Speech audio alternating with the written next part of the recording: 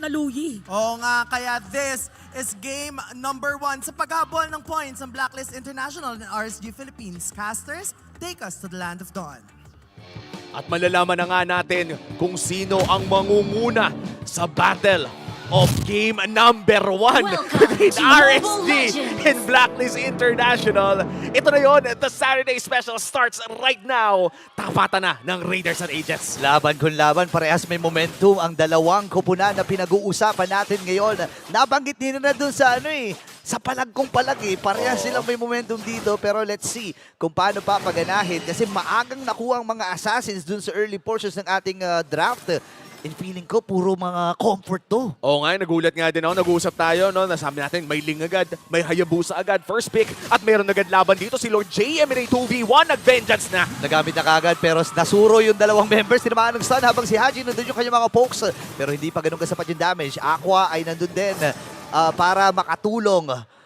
Wala namang mamamatay. Oo, pag XP lane naman talaga ang usapan, sustain ng sagot sa kadalasan na tanong na gamit ang revitalize dito ni Light, pero pati na rin naman ang vengeance si Lord JM ay nagamit na rin. 2v1 ang kaganapan dito, MP the King naghanap ng angulo, still no Ugi, shadow kill! Ay, nakuha! First blood kagad para kay MP the King. At maganda tong simula para sa Blacklist. Oo, biruin mo, wala pa siyang shadow kill pero tinapangan na niya na kapag level 4 pa. And now, with the access to the Ugi shadow kill, ay may chance siyang gumawa pa ng play before the first turtle spawns. At panigurado, no, nag-iinit na si MP the King with that kill. Alam naman natin ilang beses na natin nakita ang mga assassin heroes, specifically itong Hayabusa mula sa kamay ni MP. Pero parang gusto pa nila si Nibor, gusto nilang puruhan talaga yung XP lane. Oo. Kasi nga naman ang laki ng impact ng XP kapag may mga objective takings. Oo, Diba? tsaka ito yung major change na ginawa nila so far sa gameplay ng Blacklist International. Mas binigyang pansin nila si Lord JM sa mga recent nilang laro. At mukhang yun ang naging winning recipe nila. And with that play in the bottom lane, once again, mukhang makakapag-level 4 naman ang mga kailangan magpa-level 4 sa kupunta ng Blacklist International. At sisimulan na nga nila ang Turtle. Look at the community prediction, Wow. lamang ang Blacklist. Nakakagulat ito. Kasi nga naman, based doon sa kanilang naging performance against M5 World Champs na Falcons AP, Bren, talagang nahatak ang mga agents dito sa ating community. Pero nagsisimula na rin si Lord JM, Di naman basta-basta magpapatinag ang mga Raiders dahil nandyan din si Nibor at si Light para protektahan ang pinakaunang turtle ng larong ito. Naghihintayan pa tayo na magpakita ang mga assassins. Pero mukhang nagba-buy time na lang ang mga XP laners natin.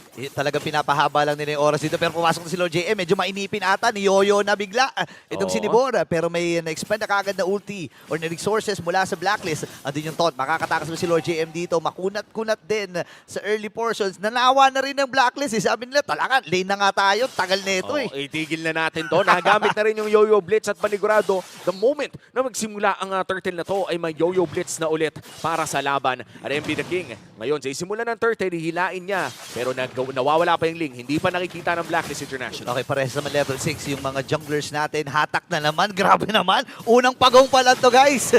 Easy lang kayo, pero kakatok na kagad. Nandun niya sa Dugardi, pero walang tinamaan kundi yung damo. Habang papasukin na rin dito si MP the King.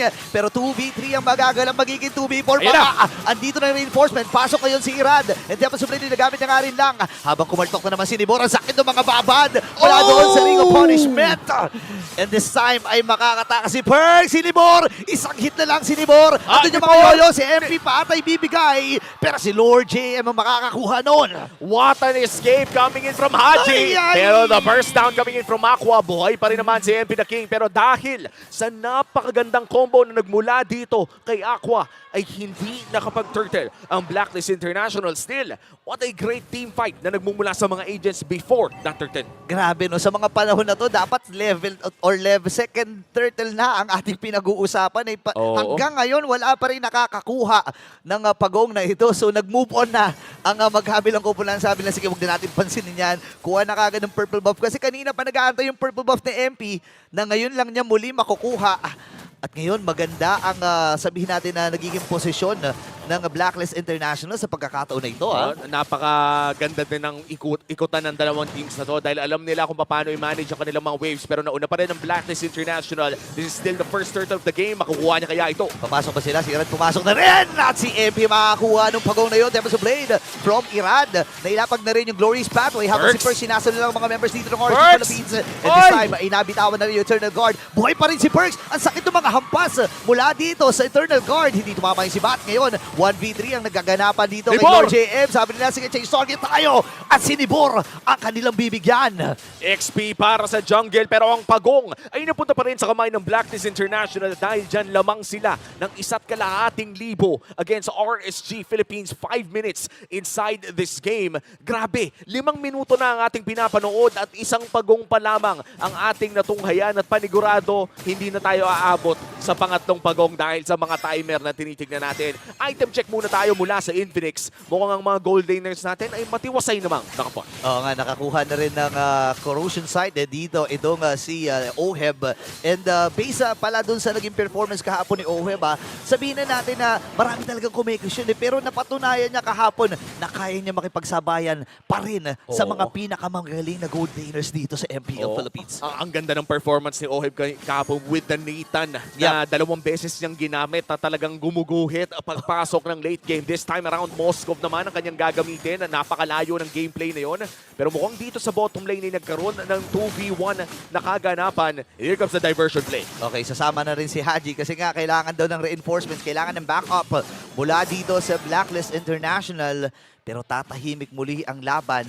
And isa sa mga kapansin-pansin pala dito, no, 2-man Purify and 2-man Revitalize para sa RSG. Parang ayaw mamatay, no? Oo, parang yung double revitalized composition na to, gumagana talaga yun kasi nagsastack yung basta Yung magkaiba reveal. yung timing. Oo. So parang kada tibok ng revitalize, ang taas talaga ng heal. Pero syempre, ayun na assuming na magkadikit yung dalawang may revitalize. At ayan na nga, bumagsak na si Light. Naku, yung timing talaga ang susi dito. Pero na-timing and then, with that 4-man implosion mula dito kay Perks. Namatay na kagad sila. Ngayon, habang na naman ang kumuna ng Blacklist International. At tarasan mo ng RG MP the King. And nandito na. Pwede siya kumuha ng isa dito. Available ang kanyang Shadow Kill. Sinong kanyang may ispatan? Nandito na rin yung diversion play.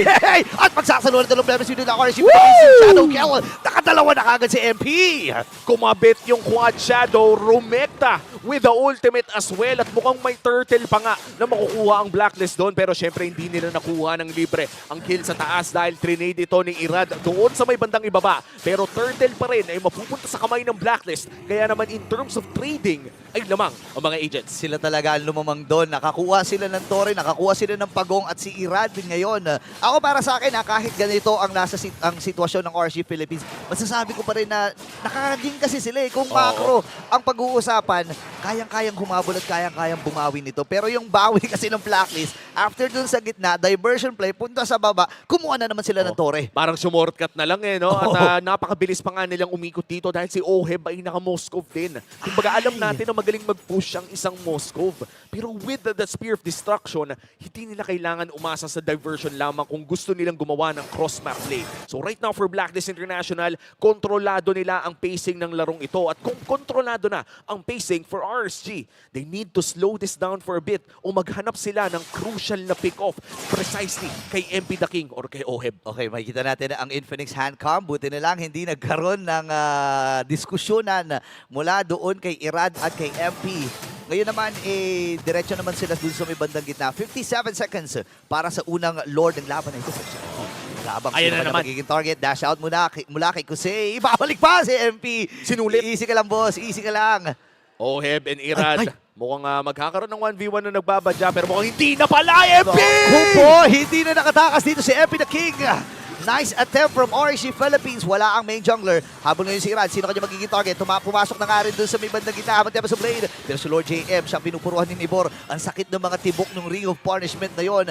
Habang recall muna para kay Light. Kailangan kumalma. Lord JM ay nag-replenish na rin ang kanyang buhay.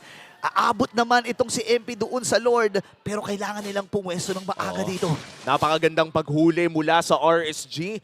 Jungler pa ang kanilang nakuha at yung may pinakamataas na shutdown gold sa kupunan ng Blacklist International. Kaya naman for RSG, isa na yun sa mga win conditions nila in this game. Makapitas ng isa, break the tempo na kontrolado ng Blacklist International. At dahil nga dyan, yung 3,000 gold lead nila kanina ay nahati ng 50%, 1,000 na lang ang lamang ng Blacklist International. Grabe no, ang bilis ng swing na naganap doon. At ngayon meron na rin palang glowing one para dito kay Aqua. At least yung kunat and yung healing na nanggagaling or yung regeneration na nanggagaling doon kay Lord JM. Kasi nga naman medyo makunat yan, kailangan mo talaga ng pampil.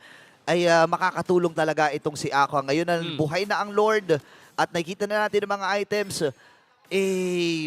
Para sa akin, tabla pa rin to eh. Oo, tabla pa rin talaga. Depende lang kung sinong makahuli na mauna. And for Blacklist International, they do have the tools to pull the trigger. Sila yung may karapatan na magsimula ng mga laban ngayon. But for RSG, hindi naman nila kailangan lumaban ng 5v5. They have the Ling, they have a lot of single target crowd control na pwede nilang gamitin para humuli ng paisa-isa. And I think even in a full-scale team fight, ay kaya pa rin namang pumalag basta hindi agarang matunaw sila Light. Oo, yung mga yung mga importanteng hero talaga na kukuha ng atensyon dito ng Blacklist International. At nakuha rin yung atensyon ko doon na naka-Trinity na pala itong si Oheb, no, naka glow ano ba tawag doon? Basta yun na yun, lahat ng Trinity items, Corrosion Side, DHS, Corrosion Side, Golden Staff. Golden Staff, yung tatlo na yun. Oh, wait lang, di ba sila dito Nakita na kagad ng Blacklist International plus Perks. Nagamit yung conceal. Hahawakan nila itong Lord na ito. Sino makakakuha? Wala the Guardian! At si Irad na mekanika makakakuha ng Lord na yun. Mamamatay din si Irad. Courtesy of Blacklist International. Oheb! Dito si Bat, di Oheb. Habol pa rin sila. Si Perks ay narito rin. Habang si Lord Jamie, yo lamang ang flicker na gamit na rin dito yung Haji. Pero di siya makakatakas sa mga si Bat. Di Oheb. Pasok mo rin si MP. Pero Wait lang, Kusay! Normal hits na lang! Tagumpay! 4 ang napatumba! Lord para sa 4. Sulit ba para sa RSG? Nandiyan naman si Aqua para dumipensa. Pero here comes the diversion play. Agarang pinapunta sa taas para mabura ang Lord. And right now, Blacklist International, even after losing the Lord, ay si Lord JM naman ang nag-aangas ngayon. Nako, marami na tayo nakita mga ganyang boss. Pero syempre, alam ni Lord JM kung ano ang sitwasyon at status ng laro na ito. Ang laki ng kalamangan nila. Nakuha man ng RSG yung Lord. Para sa akin, naging super panalo sila doon kasi 4 ang napatumba. Oo. Nakuha na rin yung gitna. Alam naman natin kung gaano ka-importante yung gitnang lane na yan. Dahil nga naman, mas mahirap para kay Irad na kumuha ng mga objectives at mga resources na meron siya. Lalo na purple buff dependent to. Oo, alam naman natin kapag Ling ang nilalaro mo, kailangan mo yung purple buff. Isa yan, malakas si Ling, pero kailangan niya ng purple buff para ma-unlock yung full potential ng isang hero na to. At para sa RSG, isa na rin sa mga kailangan nilang bantayan yon. Kailangan makakuha ng purple buff dito si Irad kung gusto nila na magkaroon ng mga mechanics na gusto nating makita mula kay Irad. And this time around for Blacklist International, dahil nga nanalo sila sa Lord fight na yon, meron silang oras para makapag-farm ng karagdagan before the next team fight. Nako, may mga pambay na rin ng time dito ang Blacklist International, Wind of Nature at Winter Crown para kay Haji at kay Oheb ay available na rin. So may mga potential na na-outplays tayong makikita sa pagkakataon na ito ngayon na naghahanap na rin ang RSG Philippines ng pambawi kasi kailangan nga naman talaga nila na humabol dito, lalo na laki na ng lamang in terms of economy dito ng Blacklist International at ngayon nakabasag pa sila dun sa itaas. Lalong lumiliit ang mapa ng RSG. Crucial item pickup dito para kay Light, Athena's Shield. Ibig sabihin nito ay hindi na agad-agad mababurst si Light kapag pumasok siya doon sa likod. Yun yung isa sa mga nakita nating problema kanina, no? Napakaganda nung Avatar of the Guardian niya. Na-cancel si Perks ng panimula, pero na-burst din kasi siya agad ng Lowy. But with this Athena's Shield pickup, hindi na agad-agarang mababurst si Light. And this might just be the time na kailangan ng RSG para makapag-deal ng damage. For Blacklist though, nasa kanila ang bola ngayon. 4.5k gold lead. Napakagandang boost check mula kay Aqua. Ganda, nakita niya ata si Perks doon And ngayon ay nasisilip nila kung nasaan si Aqua. 4 na members mula sa RC. Actually, 5 members. 5v5 na pala ang salubungan na ating makikita. Doon ba yan magaganap sa ikalawang Lord ng laban na ito or dito lang sa may mga kalsada sa gilid-gilid? Light nakapwesto na rin. At si Lord JM, pinapatunog na niya yung Lord. Oo. At Lord JM in this game playing spectacularly, 1-0-9. Maliban na lang natin makita si Lord JM ng konti yung deaths. In fact, walang deaths. Yeah. Dahil nga sa shift of gameplay na pinakita ng Blacklist, mukhang nagiging mas confident na ngayon si Lord JM. Even bringing out the CC against meta XP laners such as the Hylos. Right now, for Blacklist, mukhang siya ang hahawak ng Lord. Pero yun na si Light. Naghahanap ng pwedeng ma-clothesline, pero hindi na niya tinuloy. Ayaw niya na eh. Pero sumilip din sa may bandang likod itong si Light. Kasi baka nga naman may nagtatago doon. Lord JM, napakatapang. Haharapan itong si Nibor. Nagamit na rin yung Ring of Punishment. Kalahati na yung buhay ng Lord. Let's see kung ni-reset na naman. Oo, ni-reset na naman. At dahil nga sa Athena's shield pickup ni Light, pwede na niyang tangkihin yung Louie. Pwede nang mag-angas ng gano'n na humaharap siya. Wow! Wait, may nakita ako. Anong nakita? Dinala dun sa baba si MP the King tapos Shadow pabalik. Wow! Another secret jutsu unlock. Pwede nga pala yun. Yung forbidden BMI, ginawang forbidden quad shadow. Men, quad shadow, pinakamahabang quad shadow na makikita natin sa laban na ito. May mga bagong ipinapakita. Ito yung mga bagong code ng Blacklist. Malamin na to yung galawan, men. May nag-iwan ng kunay doon sa likod tapos pumunta ng bot lane. Di ba? Total, ninja rin naman ito. Ninja din naman. Oo nga, tama nga. Ayan na naman, nag-iwan na. Umi na to ang galawan. Balik na. Ay! Mga bagong galawan, ladies and gentlemen. Pero ilalaban natin ng Blacklist International. Oh, no! Si Rad. Pasok na yun si Nibor. Andun yung Avenue of the Guardian. Walang nahuli itong si Light. Tuloy-tuloy sila dito. Si Nibor, mababa na ng buhay. Kailangan niya gamitin yung kanyang Revitalize. Reset from Blacklist International. Pero pasok na MP the King. Pinagsalusaluan ng mga members ng RC Philippines yung Shadow Kill. Atras muna si MP. Pasok ngayon si Light. Pero kakayanin niya ba? Nagamit na rin yung Vengeance. And this time, ay mamamatay itong si Light. Andun na rin yung ultimate dito kay Perks. Tatlong nahuli niya. Napagbigla doon ng Eternal Guard. And si Aqua ay mamamatay. Double kill para kay MP. May pagkakataon pa silang kunin itong Lord na to. What an implosion play coming in from Perks. Hinintay niyang lumabag si Irad. Hinintay niyang mawala yung Tempest of Blades. Wow! Napakapasensyoso na Perks setter ang ating nakita doon at dahil sa ginawa niya, endable na ata para sa Agents! Aray ko po yung Shadow Kill. Hindi kinaya ng RSG yung bagsik dito ni MP the King at ang game number 1 ay mapupunta